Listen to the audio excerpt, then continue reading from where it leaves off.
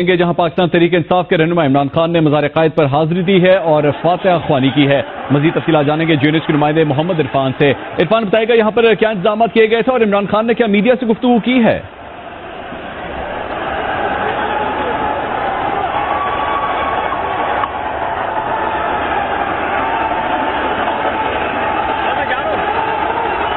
J N S کے نمائندے محمد عرفان سے ہم رابطہ کرنے کی کوشش کریں گے۔ عرفان، اگر آپ مجھے سن سکتے ہیں، بتائے گا کہ عمران خان نے یہاں پر مزار قائد پر حاضری دی ہے، کیا میڈیا سے گفتگو کی اس موقع پر؟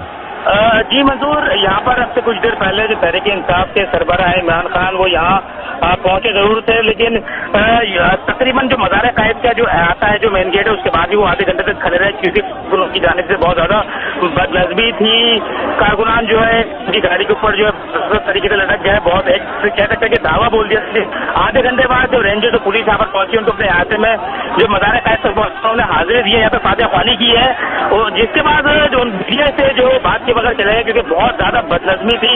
کارکنان جو ہر طرف سے جو ہے ان کے اوپر لپک رہے تھے، جس کی وجہ سے جو ہے وہ بات نہیں کر سکے میڈیا سے، اور وہ فوراً جو ہے حاضری کے بعد جو ہے فوراً مزار قائد سے باہر نکلتے وہ ایئرپورٹ کی طرف جو ہے وہ روانہ ہو گئے۔ جی اپڈیٹ کے لیے بہت شکریہ محمد عرفان۔ آپ کا عرفان ہمیں تفصیلات سے آگاہ کر رہے تھے۔ کراچی سے آپ کو خبر دے رہے ہیں جہاں پاکستان تحریک انصاف کے رہنما عمران خان نے مزار قائد پر حاضری دی ہے، لیکن بدنظمی کی وجہ سے اس کے بعد وہ میڈیا سے گفتگو نہیں کر سکے۔